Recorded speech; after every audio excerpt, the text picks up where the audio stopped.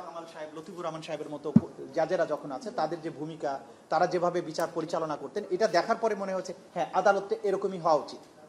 কিন্তু সময়ের ব্যবধানে একটা সময় এসে আমরা এমন একটা সময় পেলাম যখন জাস্টিস শামসুদ্দিন চৌধুরী, মানিক, এস কে সিনহার মতো জাজেরা কোর্টে বসলো।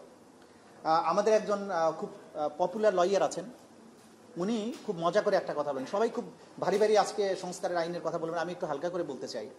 তো উনি বলছেন যে আমরা তো এই 5ই আগস্টের বিপ্লবের পরে আদালতে টানানো একটা ছবিকে নামিয়ে ফেলেছি। আমার মনে হয় আরেকটা ছবি আদালতে টানানো উচিত, কিন্তু সেটা লয়ারদের পেছনের দেয়ালে। সেটা হচ্ছে জাস্টিস শামসুদ্দিন চৌধুরী মানিক সিলেট সীমান্তে যখন কলার পাতায় শুয়ে আছে, ওই ছবিটা সব আদালতের পেছনে টানিয়ে রাখা উচিত। তাহলে সবাই বুঝতে পারবে যে আসলে বিচারকদের কি ভূমিকা থাকা উচিত।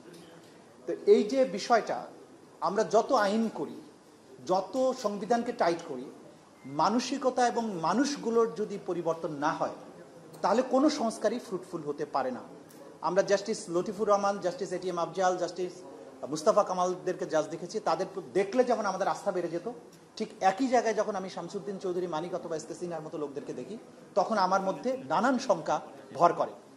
সুতরাং এই বিচার ব্যবস্থা সংস্কারের করার সময় আমাদের মাথায় রাখতে হবে যে কোন ব্যক্তিগুলোকে আমরা এখানে নিচ্ছি, যে এই ব্যক্তিরাই কিন্তু ডিফারেন্স মেক করে দিতে পারে। সুতরাং আইন বা সংবিধান দিয়ে সবকিছু বেঁধে রাখা যাবে না। ব্যক্তি সিলেকশনের ব্যাপারে আমাদের মারাত্মকভাবে সচেতন হতে হবে। এবং সবচেয়ে বড় কথা হচ্ছে, রাজনৈতিক যে প্রক্রিয়া, ঘুরে ফিরে কিন্তু রাজনীতি এখানে ঘুরে ফিরে আসবে।